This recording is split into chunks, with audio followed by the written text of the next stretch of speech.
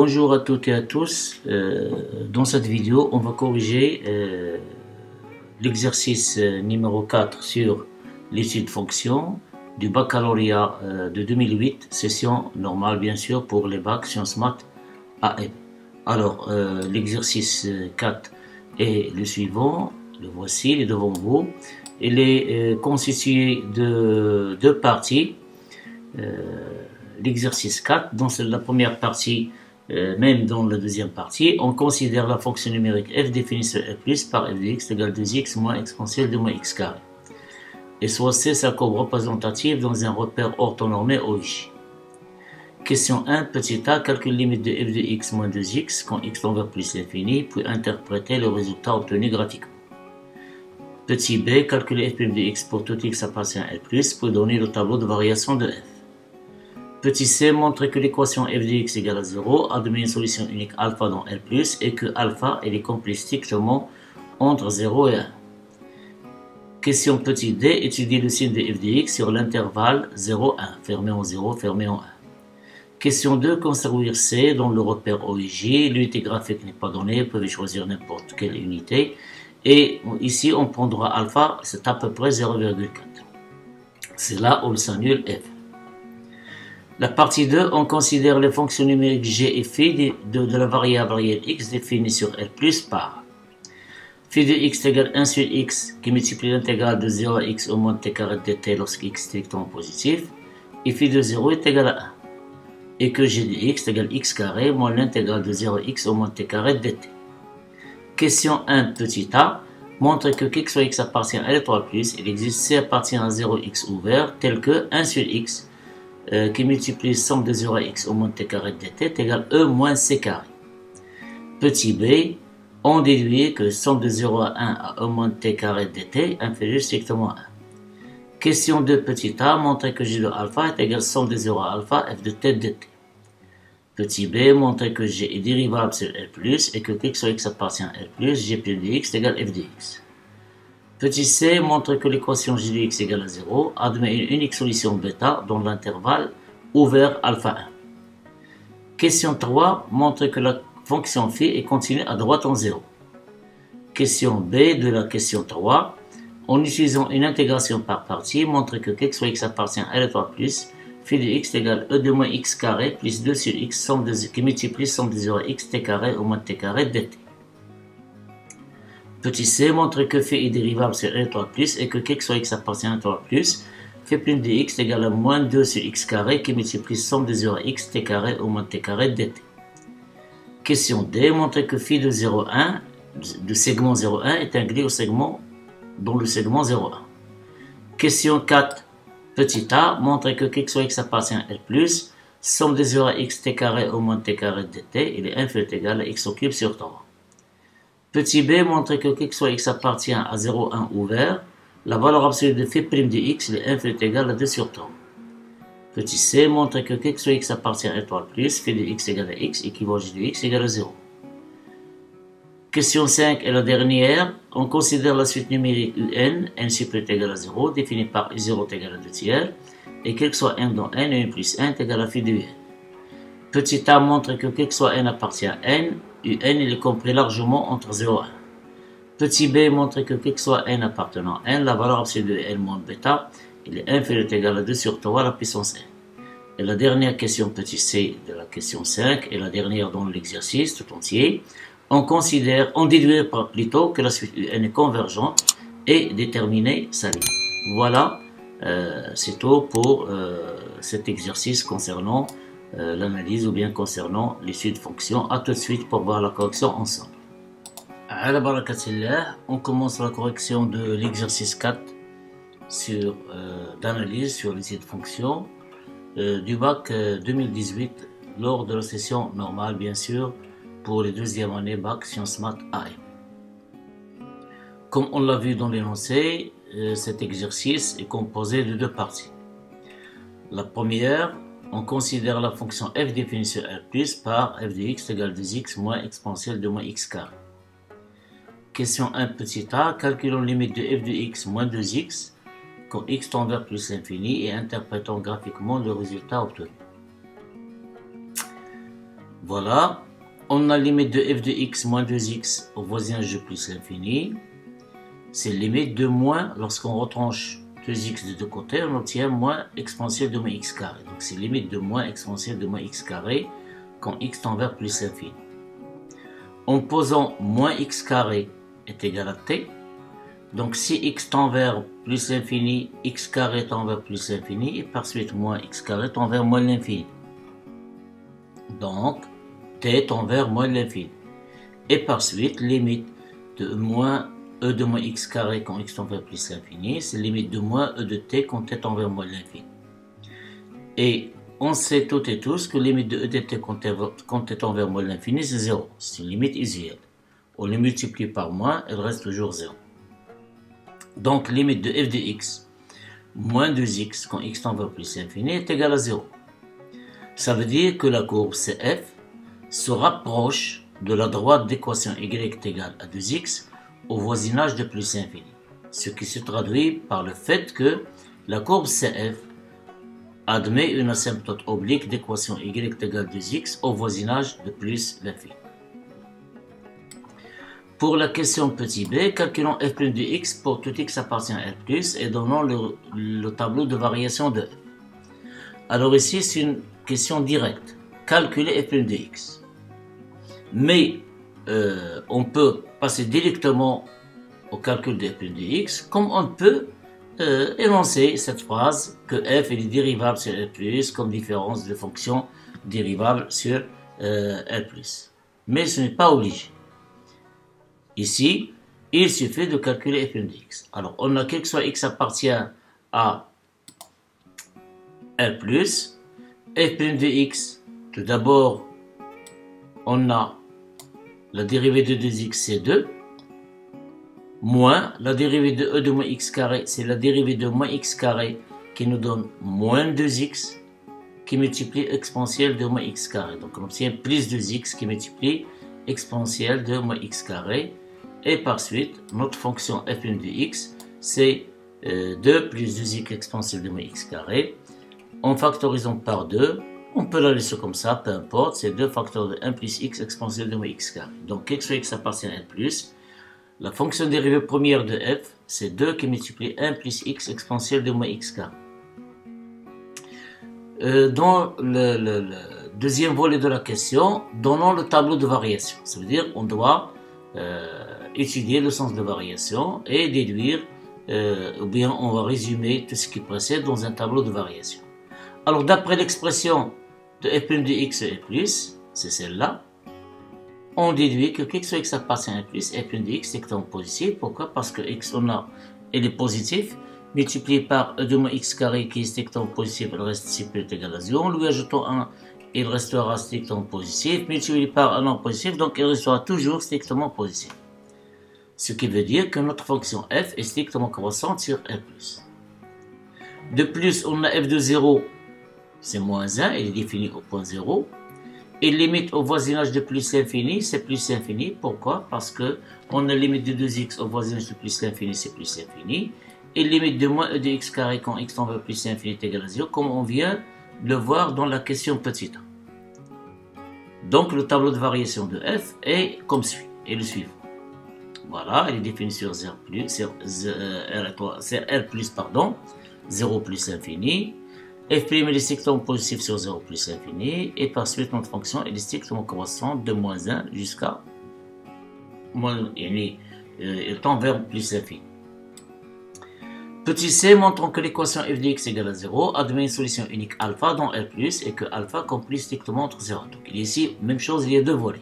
On va montrer en premier temps que alpha est une solution unique dans R+ de l'équation f de x égale à 0. Et deuxième temps, on va encadrer f, on va montrer que alpha est compris strictement entre 0 et 1. Alors qu'est-ce qu'on sait sur notre fonction? Notre fonction est dérivable sur R+, donc elle est continue. De plus, elle est strictement croissante sur R+. Donc ces deux conditions, la continuité et la strictement donnée, nous permet de conclure que notre fonction f est une bijection de R+ vers f de R+. Et f de R+, c'est moins 1 plus l'infini d'après le tableau de variation, ou bien en faisant les calculs, mais c'est moins 1 plus l'infini.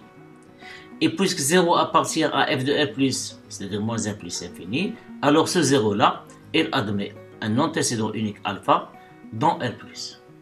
C'est-à-dire que l'équation f de x égale à 0 admet une solution unique alpha dans R plus. Donc voilà la réponse au premier volet de la question. Maintenant, on va montrer que alpha est compris strictement entre 0 et 1. Alors, remarquons, on a f de 0 est égal à moins 1. Et f de 1 est égal à 2 moins exponentielle de moins 1, qui est strictement positif. Pourquoi? Parce que 2 est strictement supérieur à e moins 1. Et e à la puissance moins 1, c'est 1 sur e. C'est-à-dire à peu près 0, quelque chose. Donc, 2 est le plus gros et par suite f de 1 est strictement positif. De plus que ici, comme f est continue strictement croissante, alors directement on peut dire, d'après le théorème des théorèmes des valeurs intermédiaires, on déduit que alpha est compris strictement entre 0 et alpha. Petit c, étudions le signe de f de x sur 0,1. Alors, on a f est strictement croissante sur 0,1. En principe, il est strictement croissante sur R+, en particulier sur 0,1. Et f de alpha égale à 0. Avec alpha, elle est comprise strictement entre 0 et 1. Donc alpha, elle est entre 0 et 1. Et f, elle est strictement croissante. Et f de 0, c'est moins 1. Donc si x, il est compris entre 0 et alpha, il est supérieur ou égal à 0, inférieur strictement à alpha, alors f de x, il est inférieur strictement à f de alpha, puisque f, elle est strictement croissante. F de alpha égale à 0. Donc f, elle est strictement négative sur 0 alpha. Alpha, f de alpha est égal à 0, donc ici, c'est pas la peine de mettre large. On a déjà éliminé le cas où f de alpha, ou bien traité f de alpha à part. Si x est extrêmement supérieur à alpha, on aura f de x est strictement f de alpha, f de alpha est égal à 0, donc f est strictement positif sur alpha 1. On conclut donc que sur 0,1, on a f de x strictement positif sur 0 alpha, alpha ouvert, f de x strictement supérieur à 0 sur alpha 1, alpha ouvert aussi, et f de alpha est égal à 0. Donc c'est le signe de f de x sur 0 alpha.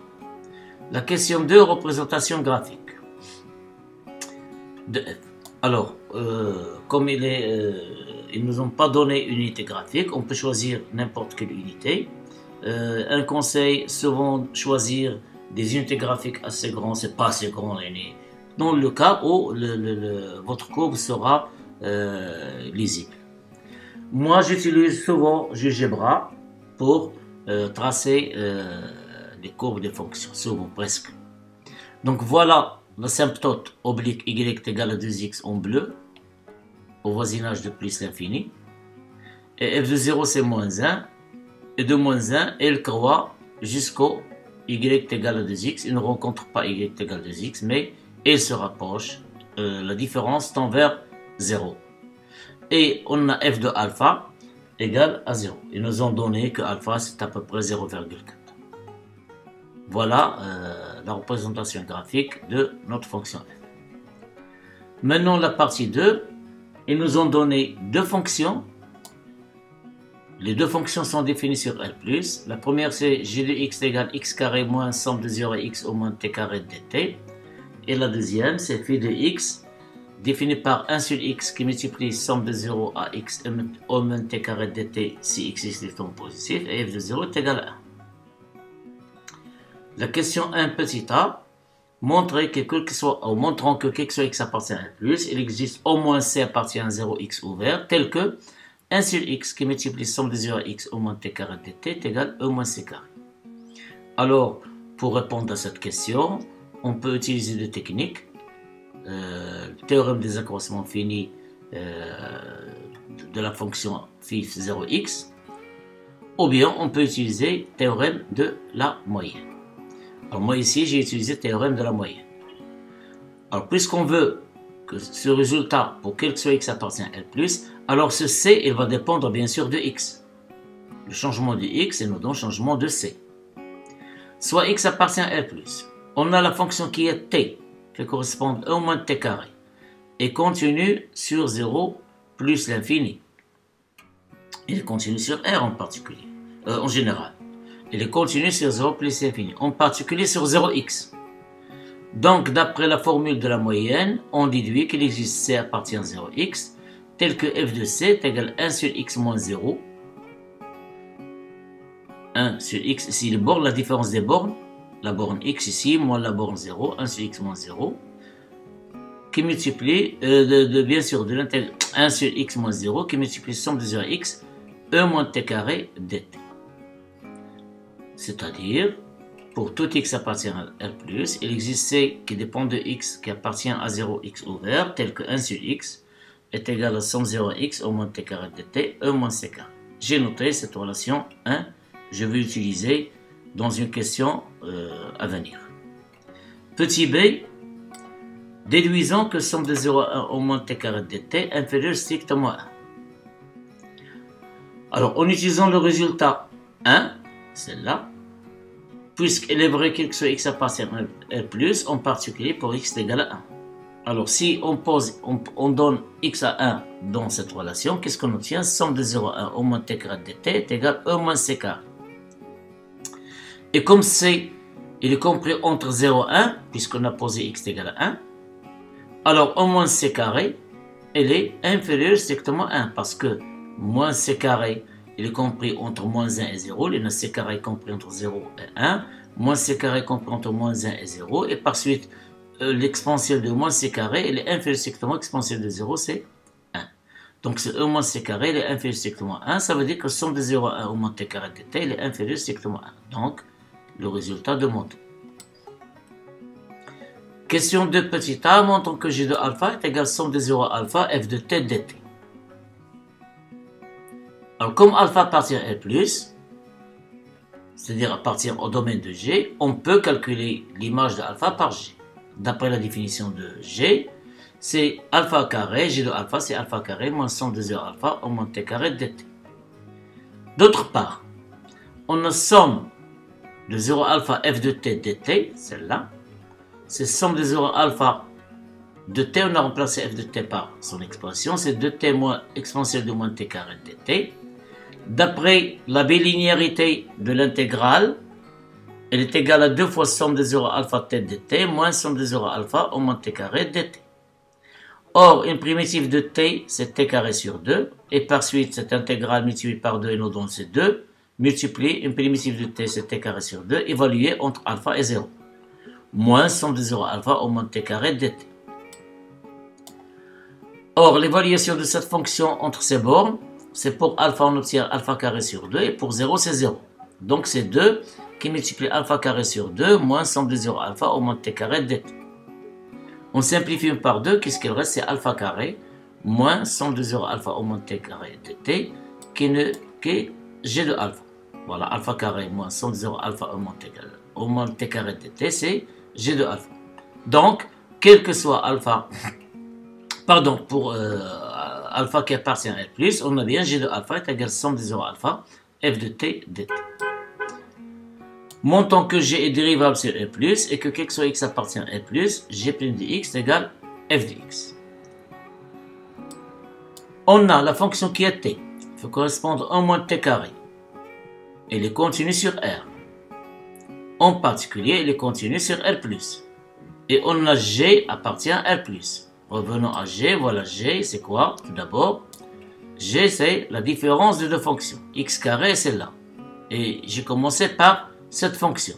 C'est une fonction qui est définie par une intégrale. Donc, sa dérivabilité se base sur la continuité de la fonction qui a t correspond à moins t carré et le fait que z appartient à l'intervalle où on étudie la dérivabilité. Donc, on a cette fonction est continue sur R, on passe sur R+, et 0 appartient à R+. Donc, la fonction qui est x correspond à 0 à x, somme de 0 à x au moins t carré dt est dérivable sur R+. Il suffit cela pour conclure qu'elle est dérivable. Mais on peut définir cette fonction, c'est la primitive de celle-là qui s'annule au point 0, puisque c'est la primitive de cette fonction qui s'annule au point 0, donc bien sûr sur R+, bien sûr elle est dérivable sur R+. Et sa fonction dérivée, c'est quoi? C'est la fonction qui est x faut correspondre à 1 moins x carré, bien sûr, toujours sur R+. C'est que x faut correspondre à 1 moins x carré. Et on a x fait correspondre à x carré, cette fonction, elle est dérivable sur R+, fonction polynôme. Et sa fonction dérivée, c'est la fonction qui est x fait correspondre à 2x. d'où g est dérivable sur e plus comme différence de ces deux fonctions, celle-là et celle-là, qui sont toutes les deux dérivables sur e plus. Et par suite, quel que soit x appartient à e plus, g' de x c'est la dérivée de celle-là, c'est 2x, moins la dérivée de celle-ci, c'est e de moins x carré. Donc c'est 2x moins e de moins x carré, ce n'est que, n'est que f de x, pardon. Donc x soit x appartient à L plus, g' de x est égal à f de x. Petit c, montrons que l'équation g de x égale à 0 admet une solution unique bêta dans l'intervalle ouvert alpha 1. On a g est dérivable sur L plus, en particulier sur alpha 1. Alpha fermé en 1 et fermé en alpha et fermé en 1, c'est un segment. Puisque g est dérivable sur alpha 1, alors elle est continue sur alpha 1. Et d'après l'expression de g' de x sur e plus, et du résultat de la question 1D, c'est-à-dire le signe de f de x, on déduit que g est strictement croissante sur alpha 1. Pourquoi? Parce que f elle est strictement positive sur alpha 1, elle est strictement positive sur alpha ouvert en alpha, puisque alpha représente un point singulier, la dérivée f de alpha égale à 0, c'est-à-dire g' salut en alpha. Donc il y a de plus la continuité, donc on peut dire qu'elle est strictement croissante sur l'intervalle fermé borné alpha. Et puisque f de x est strictement négatif sur 0 alpha, alors g de alpha, c'est quoi? C'est somme de 0 alpha f de t de t. Alors on a 0, elle est inférieure à alpha, et f elle est négative sur 0 alpha, donc g de alpha, elle est strictement négative. Et g de 1, c'est quoi g de 1? C'est 1 moins somme de 0 à 1 au moins t carré de t, qui est strictement positif d'après le résultat de la question de 1b. On a montré que somme de 0 à 1 au moins t carré de t, elle est inférieure strictement à 1. Donc g de 1, il est strictement positif, et g de alpha, il est strictement négatif. Donc d'après le terme de valeur intermédiaire, plus la continuité, la strictement monotonie, et le signe des images des bornes alpha et 1 sont de signes contraires, alors, d'après le théorème des valeurs intermédiaires, on déduit que l'équation g de x égale à 0 admet une unique solution bêta qui appartient à l'intervalle ouvert alpha 1. Pourquoi ouvert? Parce que ni g de alpha ni g de 1 valent 0. Troisième question petit a. Montrons que la fonction phi est continue à droite en 0. Alors, en utilisant le résultat de la question de 1a, c'est celle-là. Voilà. Alors, regardons ici. Quand x tend vers 0 plus, alors c il est compris entre 0 et x. Si x tend vers 0 plus, forcément c se rapproche plus vite que x vers 0 plus aussi.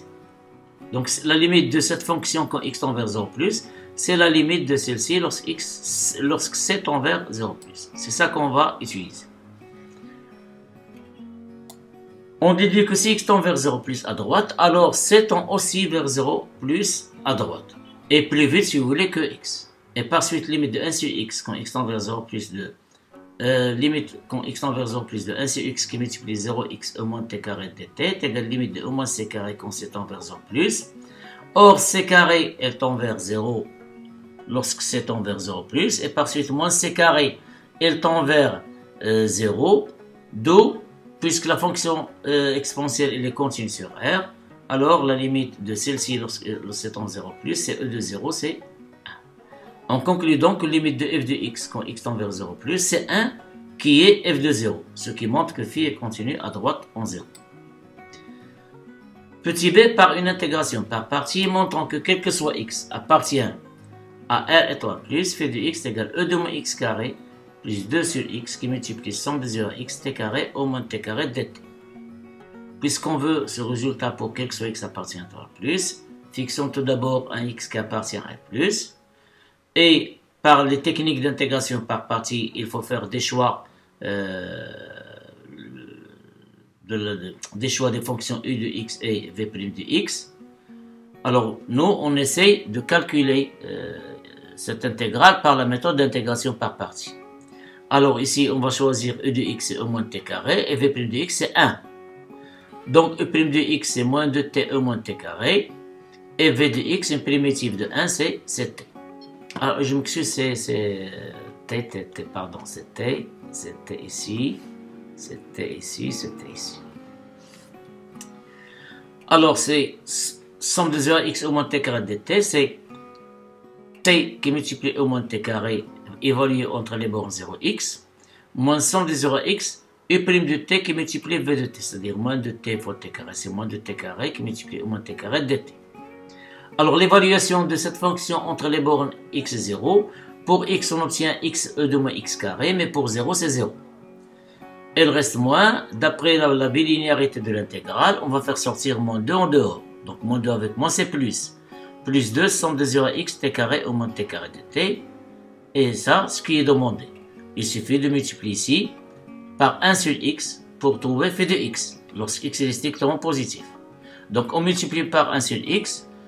Ici, on va simplifier par x, il reste au moins x carré. Ici, on divise par x. Donc, 1 sur x, avec x appartient à l'étoile plus, qui multiplie somme de 0 à x au moins t carré de t, est égal à 2 moins x carré, plus 2 sur x, somme de 0 à x, t carré au moins t carré de t. D'où, quel que soit x appartient à l'étoile plus, phi de x est égal à 2 moins x au carré, plus 2 sur x, somme de 0, qui multiplie somme de 0 à x, t carré au moins t carré de t. Petit c montrant que phi est dérivable sur l'étoile plus, et que quel que soit x appartient à l'étoile plus, phi prime de x est égal à moins 2 sur x, qui multiplie somme de 0 à x, t carré au moins t carré de t. Alors ici, regardez dans la question, montre que phi est dérivable. Ce n'est pas le calcul de phi de x qui nous intéresse. On va montrer la dérivabilité, on calcule sa fonction dérivée première.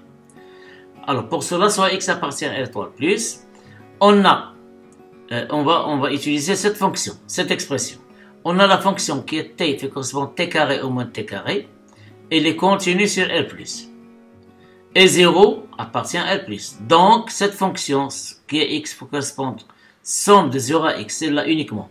Somme de 0 à x t carré au moins t carré de t, elle est dérivable sur L+. En particulier sur L étoile plus. Elle est dérivable sur L+, en particulier sur L étoile plus. Et sa fonction dérivée, c'est quoi? C'est cette fonction évalue point x. C'est x carré, e de moins x carré. C'est qui a x correspond à x carré au moins x carré, quel que soit x appartient à L étoile plus. De plus, la fonction qui est x correspond à 1 sur x, c'est pas là, c'est là, 1 sur x, alors on multiplie par 2, c'est une constante, peu importe, est dérivable sur l'étoile, en particulier sur l'étoile plus. Donc la fonction qui est x correspond, même je peux multiplier par 2, 1 sur x qui multiplie somme de 0 x t carré au moins t carré de t est dérivable sur l'étoile plus comme produit de deux fonctions dérivables sur L étoile plus. Et sa fonction dérivée, c'est quoi? C'est la dérivée de cette fonction multipliée par celle-là. Or, la dérivée de 1 sur x, c'est moins 1 sur x carré, qui multiplie somme de 0 x t carré au moins t carré de t, plus 1 sur x qui multiplie celle-ci. La dérivée de cette fonction qui est x carré au moins x carré, multipliée par 1 sur x, on va simplifier par x, il reste x plus e de moins x carré. En plus, regardez ici, donc multiplié par 2, elle reste toujours dérivable. Donc, cette fonction est dérivable. Et e de moins x carré, la fonction qui est x correspond à e de moins x carré, elle est dérivable sur r étoile plus. La fonction qui est x correspond à e de moins x carré est dérivable sur r étoile plus, comme composée de deux fonctions dérivables sur r étoile plus. Quelles sont ces fonctions? La fonction qui est x correspond à moins x carré, et la fonction qui est x correspond à e de x, c'est-à-dire l'exponentielle. Et sa fonction dérivée, c'est la dérivée de moins x carré, c'est moins 2x qui multiplie exponentielle de moins x carré. Donc c'est moins 2x qui multiplie exponentielle de moins x carré. Je m'excuse. Voilà là.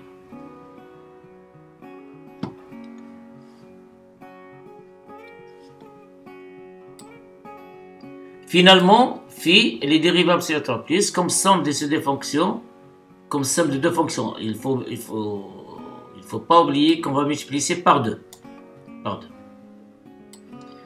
Comme somme de fonctions dérivables sur l'étoile plus, et quel que soit x appartient à l'étoile plus, phi prime de x, c'est quoi? C'est la dérivée de celle-là, exponentielle de moins de x carré, qui est égale à moins 2x, exponentielle de moins x carré, voilà,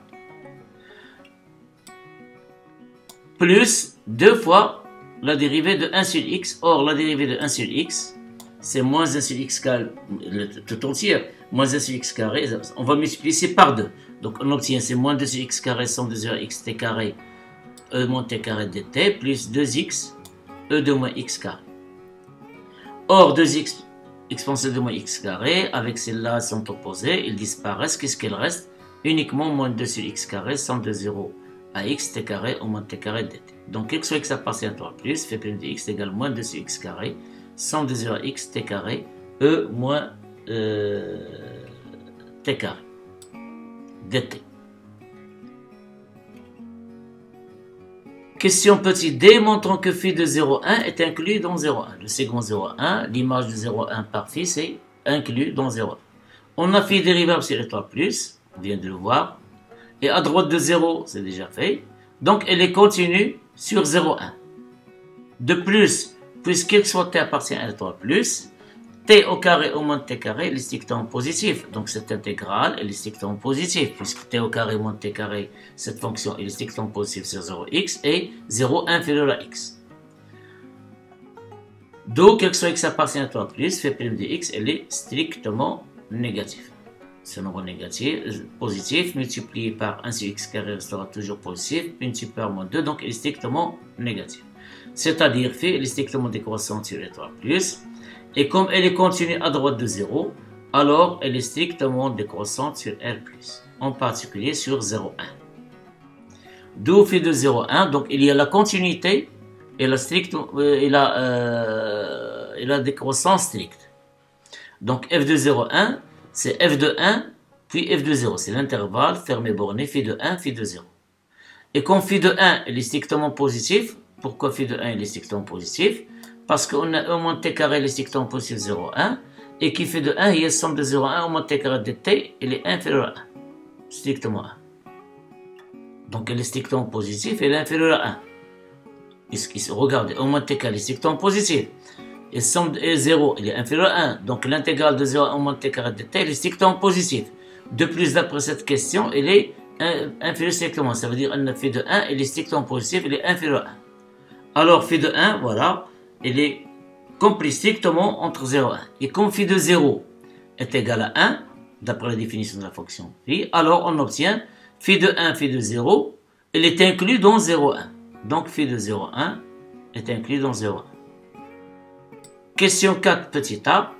Montre que quel que soit x appartient à L+, somme de 0 à x t carré au moins t carré dt, il est inférieur ou égal à x au cube sur 3. Alors, puisqu'on veut montrer ce résultat pour quel que soit x appartient à L+, fixons x quelconque qui appartient à L+, on a t, c'est la variable d'intégration varie entre 0 et x, ça veut dire t compris entre 0 et x. Cela entraîne, lorsqu'on passe à la puissance 2, on va conserver la croissance. 0 carré c'est 0, inférieur t carré, inférieur x carré.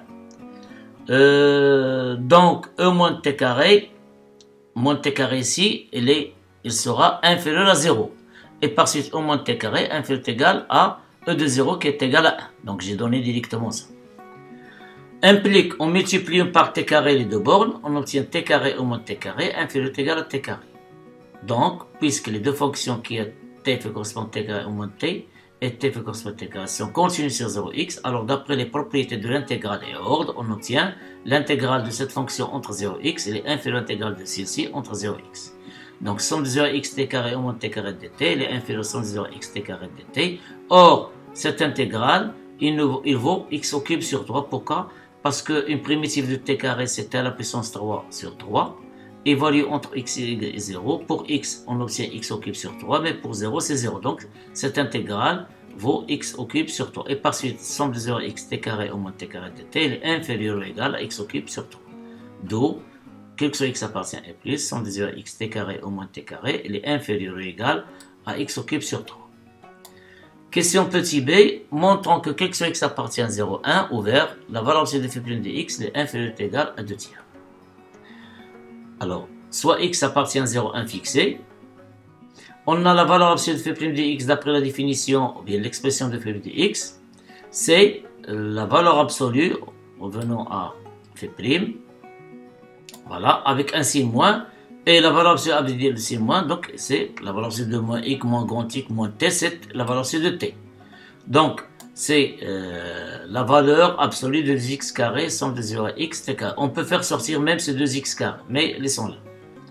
Et en utilisant les résultats des questions 2, 4a, on déduit que, puisque somme de 0 à x de 4a, alors de 4a, voilà, somme de 0 à x t carré au moins t carré de t, elle est inférieure ou égale à x au cube sur 3. Donc, inférieur ou égal à x au cube sur 3, on obtient ces 2 sur x carré, il est inférieur ou égal à 2 sur x carré, puisqu'il est positif, fois x2, fois x3 sur 3. Fois x3 sur 3, donc il est inférieur ou égal à 2 tiers la valeur absolue de x, ou bien uniquement x, sans valeur absolue. Et comme x est inférieur strictement à 1, on obtient la valeur absolue de phi' de x, est inférieur ou égal à 2 tiers. Petit c, montrant que x soit x appartient à R3+, phi de x égale à x, équivaut à g de x égale à 0. C'est-à-dire le point de nullité de g est un point fixe pour phi. Alors pour cela, soit x appartient à R3+, on a phi de x égale à x, c'est équivalent à 1 sur x, d'après la définition de phi de x sur R étoile plus, c'est 1 sur x somme de 0 à x au moins t carré dt. Est égal à x. C'est équivalent à somme de 0 à x au moins t carré dt est égal à x carré. On multiplie par x. C'est équivalent à x carré moins cette quantité, c'est-à-dire moins somme de 0 à x au moins t carré dt est égal à 0. Or, celle-ci n'est que g de x. C'est équivalent à g de x égale à 0. Donc, x sur x appartient à R3 plus, phi de x égale à x, c'est équivalent à g de x égale 0. La dernière question 5, avec ces sous-petites questions, on étudie la suite un définie par son premier terme u0 est égal 2 tiers et un plus 1 est égal phi de un, quel que soit n appartient à n. Montrant que quel que soit n dans n, un il est compris largement entre 0 et 1. Alors ici, on va procéder par l'utilisation de la démonstration par récurrence. L'étape initialisation, pour n égale à 0, on a u0 est égal à 2 tiers. Donc, u0, je m'excuse encore une fois, donc u0, il est compris entre 0 et 1, puisque u0 c'est 2 tiers. L'étape d'hérédité, soit n appartient à n, supposons que n compris entre 0 et 1, et montrons que n plus 1 compris entre 0 et 1. Alors, comme un il est compris entre 0 et 1, c'est l'hypothèse de récurrence, c'est nous qu'on a supposé ça. Alors, en utilisant le résultat de la question 2, 3, D, on déduit, puisque l'image de l'intervalle, le segment 0,1, elle est inclus dans 0,1. On déduit que phi de n appartient aussi à 0. Il est compris entre 0 et 1. C'est-à-dire 1 plus 1, il est compris entre 0 et 1. Donc, on a bien montré maintenant que un plus 1, il est compris entre 0 et 1. L'étape de conclusion, d'après le principe de récurrence, on a quel que soit n dans n, un est compris entre 0 et 1. Question petit b, montrant que quel que soit n dans n, la valeur absolue de n moins bêta, elle est inférieure ou égale à 2 sur 3 à la puissance n. Alors normalement ici, pour moi, il y a ici deux questions au lieu d'une. Normalement, on doit montrer celle-là, quel que soit n dans n plus 1 en valeur absolue moins bêta, elle est inférieure ou égale à 2 tiers qui multiplie la valeur absolue de n moins bêta. Puis à partir de là, on peut déduire celle-ci. Ça veut dire on va répondre ici à deux questions. Alors, on va fixer un n qui appartient à n. Pour montrer celle-ci, on va utiliser le théorème des accroissements finis. Donc, ce sont des questions traditionnelles. Tout le monde est habitué à répondre à ce genre de questions. On a phi dérivable sur 0,1, donc continue sur 0,1. Et par suite, phi dérivable sur un intervalle ouvert de borne bêta un. On a bêta et un, ce sont deux éléments dans 0,1. Mais on ne sait pas qui est le plus petit, qui est le plus gros. Donc, on va prendre un intervalle de borne bêta un. Soit un inférieur soit bêta, on s'en fout, donc c'est un intervalle ouvert de borne bêta un. Il est dérivable sur 0,1, donc il est dérivable sur tout intervalle ouvert inclus dans 0,1, en particulier un intervalle qui est ouvert, qui est pour borne bêta un. Et comme elle est continue sur 0,1, donc elle est continue sur tout intervalle fermé inclus dans 0,1, en particulier cet intervalle lorsqu'elle est fermée, de borne bêta un. Donc l'intervalle fermé de borne bêta UN. Et on a de plus que soit x appartient à 0, 1, la valeur absolue de phi' de x il est inférieur ou égal à 2 sur 3. Donc d'après l'inégalité des accroissements finis, on déduit que phi de un puisque un et bêta appartient à 0, 1. Phi de un moins phi de bêta il est inférieur ou égal à 2 tiers qui multiplie la valeur absolue de n moins bêta. Et comme pour tout n appartient à n, on a phi de n est égal à 1 plus 1 et que phi de bêta est égal à bêta. Pourquoi phi de bêta est égal à bêta? Je viens de le dire tout à l'heure. Tout point fixe bêta est un point fixe de bêta parce que g de bêta est égal à 0. Il est équivalent g de bêta est égal à 0, c'est équivalent phi de bêta est égal à bêta. Donc, comme g de bêta est égal à 0, on a bien phi de bêta est égal à bêta. Et par suite, en remplaçant ici, qu'est-ce qu'on obtient? Quel que soit n dans n, la valeur un plus 1 moins bêta, en valeur absolue, inférieure ou égale à 2 tiers, qui multiplie la valeur absolue de n moins bêta. Alors, à partir de cette relation, on va montrer celle-ci. Mais on va utiliser encore une fois la démonstration par récurrence. Donc, toujours l'étape d'initialisation. Pour n égale à 0, on a 2 tiers à la puissance 0, c'est 1. Et la valeur absolue de U0 moins bêta, elle est inférieure ou égale à 1. Pourquoi? Parce que U0 et bêta sont deux éléments d'un 0 à 1. Donc, la distance entre ces deux zéros, ici la distance, la longueur de cet intervalle, c'est 1. Et comme U0 et bêta sont dans cet intervalle, alors la distance entre U0 et bêta, on ne sait pas qui est le plus petit, qui est le plus grand.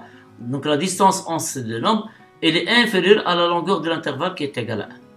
Donc U0 moins bêta, on va l'obtenir inférieure ou égale à 1. Et 1, c'est 2 tiers à la puissance 0 si vous voulez. Donc, on peut dire que la valeur c'est de U0 moins bêta, elle est inférieure ou égale à 2 tiers à la puissance 0.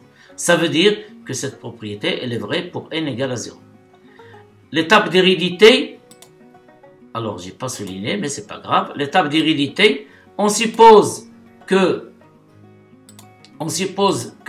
pour un n appartient à n, soit n quelconque qui appartient à n, supposons que la valeur de n moins bêta elle est inférieure ou égale à 2 tiers à la puissance n. C'est notre hypothèse de récurrence. Et montrons que la valeur de n plus 1 moins bêta elle est inférieure ou égale à 2 sur 3 à la puissance n plus 1. Alors, puisque n moins bêta il est inférieur ou égal à 2 tiers à la puissance n, c'est notre hypothèse de récurrence, alors en utilisant la relation étoile juste au-dessus, celle-ci, on a un moins bêta inférieur à 2 tiers à la puissance n, on va multiplier par 2 tiers, les deux membres, on obtient 2 tiers qui multiplie la valeur de n moins bêta, il est inférieur ou égal à 2 tiers qui multiplie 2 tiers à la puissance n, c'est-à-dire 2 tiers à la puissance n plus 1. Et par transitivité, on peut déduire que la valeur de n plus 1 moins bêta, elle est inférieure ou égale à 2 tiers à la puissance n plus 1. Pardon, ici c'est n plus 1, je m'excuse pour ces erreurs. Conclusion, d'après le principe de récurrence, on a quel que soit n dans n, la valeur de n moins bêta, elle est inférieure ou égale à 2 sur 3 à la puissance n. Et voilà ce qu'il nous demande. Et à partir de cette relation, on va répondre en vitesse sur la dernière question petit c, déduisons de cela que la suite elle est convergente et déterminons sa limite. Alors, on a la limite de 2 sur 3 à la puissance n, c'est 0. Pourquoi? Parce que 2 tiers est compris entre moins 1 et 1. Donc, d'après les critères de convergence des suites, on déduit que la suite un est convergente et converge vers bêta. Voilà, en utilisant le résultat de la question précédente, c'est celle-là. Et le fait que la limite de 2 sur 3 à la puissance n, quand n tend vers plus l'infini, c'est 0. Alors, d'après les critères de convergence des suites, on déduit que un est convergente et que la limite de un, quand n tend vers plus l'infini, on peut l'écrire comme on ne peut pas l'écrire. Limite de un, puisqu'il y a une seule limite, c'est lorsque n tend vers plus l'infini. La limite de n, c'est bêta. Voilà, c'est tout pour cet exercice. Et vous allez remarquer, mes chers élèves, qu'à partir de 2008, le ministère de l'Éducation, ils ont changé le programme de baccalauréat sciences maths. Ils ont éliminé quelques chapitres, etc. Donc à partir de 2018 jusqu'à aujourd'hui, on travaille avec le même programme et les mêmes, si vous voulez, les cadres de référence changent selon les situations. Mais le principe, elle est le même. Alors, il me reste uniquement la correction de 2009. Bien sûr, le reste des exercices, donc, on se trouve dans le cadre de la correction des examens nationaux de bac de 2008 jusqu'à 2022. Il y a pas mal d'exercices, pas mal de, sur le complexe, sur les structures, etc., etc., etc. Donc, si vous travaillez bien ces examens, vous comprenez bien les démarches, les astuces, Inch'Allah, vous aurez de bonnes notes au baccalauréat. Et n'hésitez pas à me demander s'il y a quelque chose. Donc, une fois que je termine ces corrections, on va passer à la préparation avec des examens blancs pour qu'on puisse être à la hauteur, Inch'Allah. Au revoir, bonne préparation et bon courage.